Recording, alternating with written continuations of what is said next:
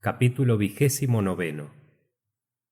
Cuando volví en mí, estaba en una semi-oscuridad, tendido sobre tupidas mantas. Mi tío velaba, espiando en mi semblante un vestigio de existencia. A mi primer suspiro me cogió la mano, a mi primera mirada lanzó un grito de alegría. ¡Vive! ¡Vive!, exclamó. Sí, respondí con voz débil. ¡Hijo mío!, dijo mi tío abrazándome. ¡Te has salvado! Me afectó vivamente el acento con que fueron pronunciadas estas palabras, y más aún los asiduos cuidados que las acompañaron. Nada menos que pruebas de esta naturaleza se necesitaban para provocar en el profesor una expansión semejante de tiernos sentimientos. En aquel momento llegó Hans. Vio mi mano en la de mi tío y me parece que sorprendí en sus ojos, casi siempre mudos, una expresión de contento. «God Dag», dijo. «Buenos días, Hans, buenos días», murmuré yo. «Y ahora, tío, decidme dónde estamos en este momento». «Mañana, Axel, mañana. Hoy estás demasiado débil. Te he puesto compresas en la cabeza y por ahora no se puede levantar el apósito. Duerme, pues, hijo mío, y mañana lo sabrás todo». «Quisiera me dijeseis siquiera qué hora es y a cuántos del mes estamos». «Las 11 de la noche, domingo 9 de agosto, y no me preguntes nada más hasta mañana».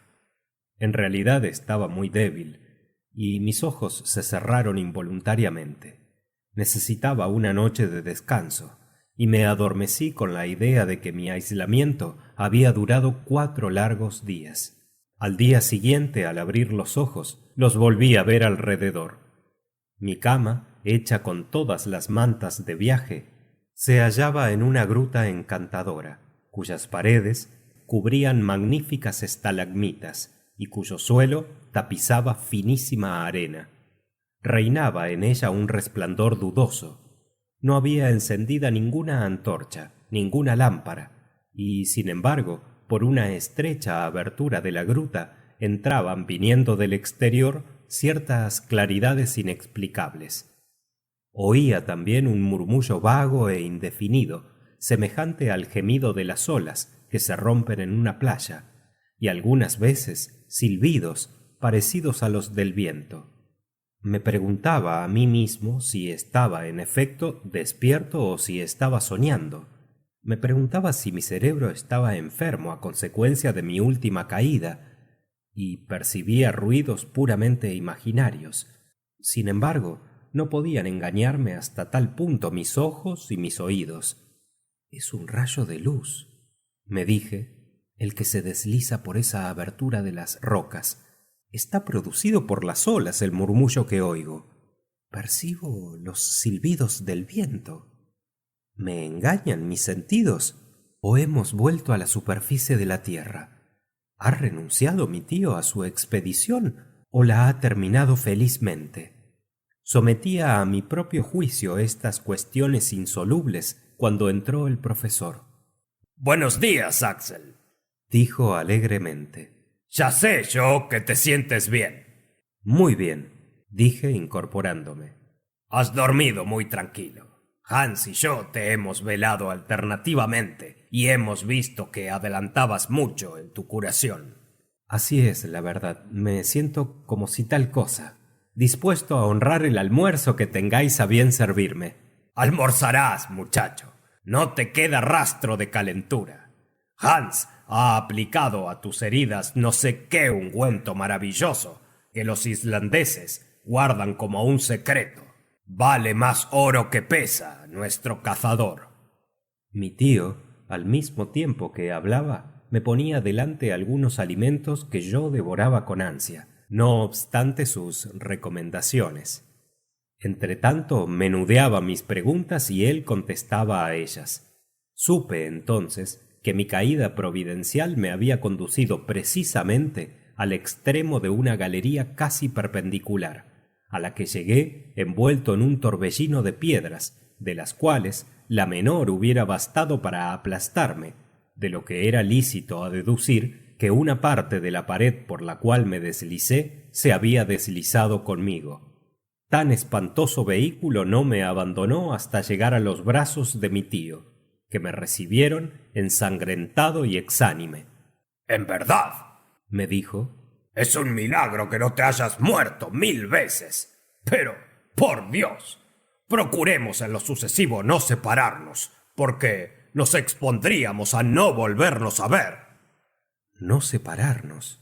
Es decir, que el viaje no había aún concluido. Abrí los ojos con asombro, lo que provocó inmediatamente esta pregunta. ¿Qué quieres, Axel? Dirigiros una pregunta. Decís que estoy sano y salvo. Ya se ve que sí. ¿Tengo ilesos todos mis miembros? Indudablemente. ¿Y también la cabeza? Perfectamente sobre tus hombros, no obstante tus contusiones. Eso no obstante, me temo que esté mi cerebro descompuesto. ¿Descompuesto? Sí. ¿No hemos vuelto a la superficie del globo? No, por cierto. Pues entonces estoy loco, pues percibo la luz del día y oigo, a no poderlo dudar, el ruido del viento que sopla y del mar que se rompe. ¡Ah! No es más que eso. Pues explicadme. ¿Cómo he de explicarte lo que es inexplicable?